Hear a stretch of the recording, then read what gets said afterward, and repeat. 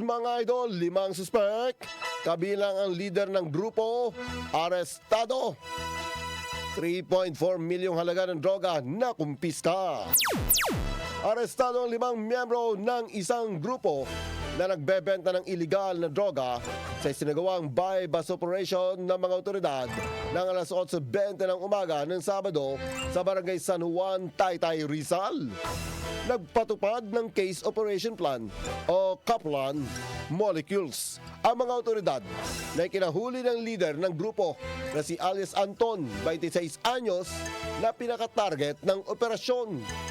Kabilang sa mga naaresto sina alias Jammer, 25 anyos, Jasim, 26 anyos, alias Dato, at ang babaeng si alias Shaina, 26 anyos. Nakatakas naman ang isang babae pa na si alias Baydido.